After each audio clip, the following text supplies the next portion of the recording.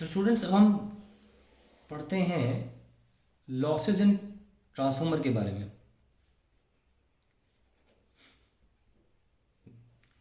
Majorly तो 3 loss होते हैं। पहला होता है कॉपर लॉस, दूसरा होता है iron losses, copper losses, iron losses, तीसरा होता है हिस्टेरेसिस लॉस। पहले कॉपर लॉस के बारे में देखते हैं। दो we neglect the resistance of the primary and secondary copper wire,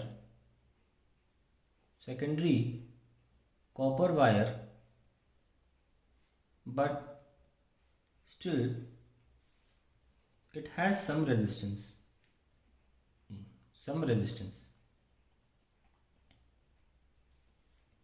The energy, power lost in the resistance of the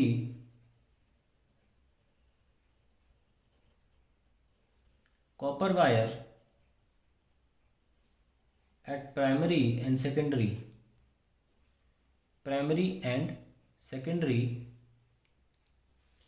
is called copper losses. ठीक है, तो इसकी पूरी की पूरी जो कॉपर लॉसेस की है, हम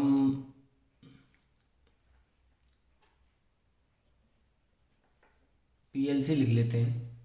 इसको लिख सकते हैं कॉपर लॉसेस के बारे में I primary square R primary resistance plus I secondary square R S.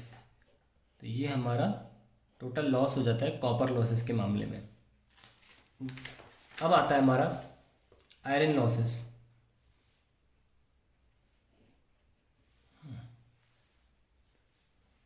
Actually क्या होता है कि अगर आपने ट्रांसफार्मर का जो कोर है वो एक अकेले मेटल से बना दिया है तो एक प्रॉब्लम आ जाती है। ठीक है, ये मटेरियल काफ़ी मोटा है।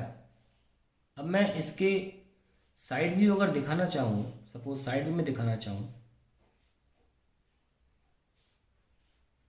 तो काफ़ी अच्छे खासे एडी करंट्स अंदर और सरफेस पे भी जनरेट हो जाते हैं। ऐसे these eddy currents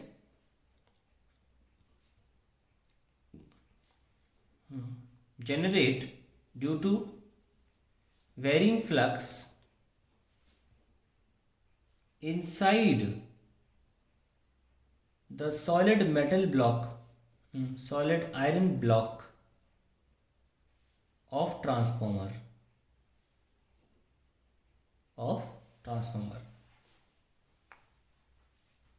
These eddy currents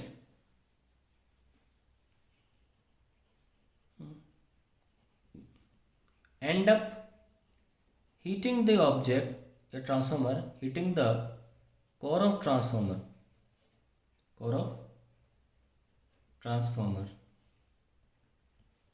This heat energy wasted is called the iron losses.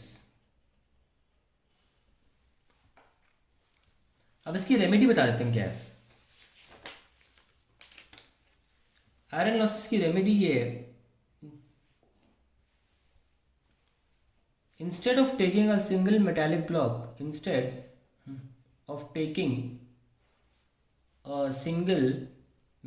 block,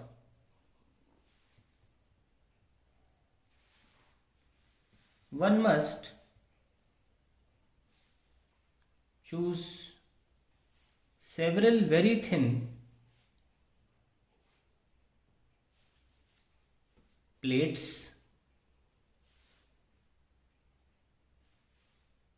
insulate each of them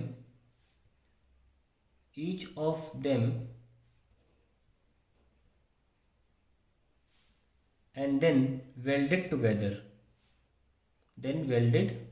together. अब देखो इससे फ़ायदा क्या होगा, अगर हम काफ़ी थिन प्लेट्स लेते हैं, मान लो काफ़ी थिन है, मैं बहुत थिन बनाऊंगा तो दिखा नहीं पाऊंगा, ठीक है, हम थिन प्लेट्स ले रहे हैं, तो पहले की प्रीवियसली क्या नुकसान हो रहा था दिखाता हूँ। प्रीवियसली हो क्या रहा था, प्रीवियसली मान लिया आपने सॉलिड मेटल ब्लॉक ले लिया इतना मोटा, तो आपका ये देखो ऐसे बन रहे हैं एडी करंट्स, ठीक है, कहीं भी बन जा रहे हैं अंदर। लेकिन अगर आप, एक तो पहली बात तो आप इंसुलेट भी कर रहे हो, तो मैं डार्क कर देता हूँ इंसुलेशन की वजह से, डार्क भी कर देता हूँ, आपने इंसुलेशन भी लगाया हुआ है ना, तो उससे देखो फ़ायदा क्या होता है।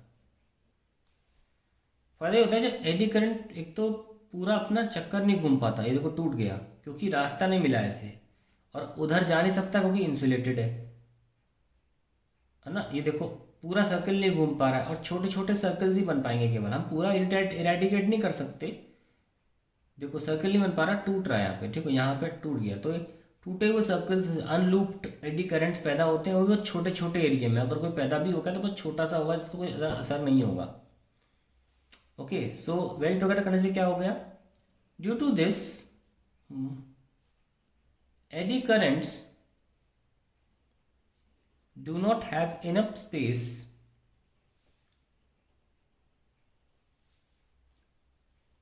to generate enough heat, enough heat, तो इतनी स्पेस है नहीं कि इतनी हो कि उनकी इतनी हीट निकले, and hence losses drastically minimise. Losses क्या लिखा है, due to this eddy current do not have enough space to generate enough heat and losses drastically reduced, drastically reduced या मिनिमाइज्ड। अब आता है हिस्टेरेसिस लॉस।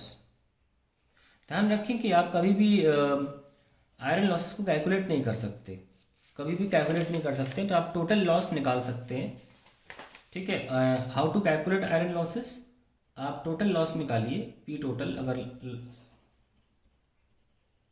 टोटल लॉस निकाल लें, अगर उसमें से हम कॉपर लॉस माइनस कर दें तो हमको आयरन लॉस मिल सकता है। यही तरीका होता है इसको निकालने, ध्यान रखना इस बात का, very important formula I am writing, ठीक है। Total loss minus copper loss gives you iron loss. अब बात करते हैं हिस्टेरेसिस लॉस की। हमारा जो ट्रांसफॉर्मर था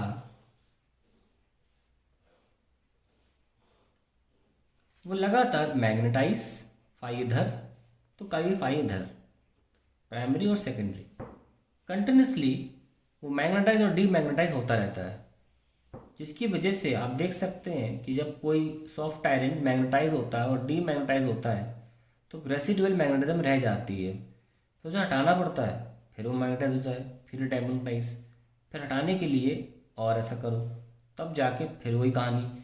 तो ये होता है hysteresis loop.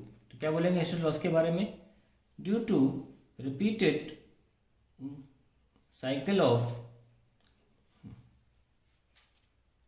magnetization and demagnetization,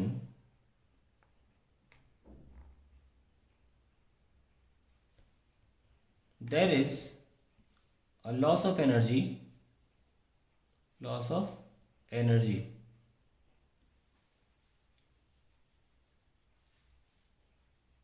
due to hysteresis. और यहाँ पे क्लियरली मेंशन किया हुआ है, इसको थोड़ा सा एक्सप्लेन कर देते हैं। That is when magnetized and then demagnetized and then demagnetized, residual magnetism is left over, and to make it zero,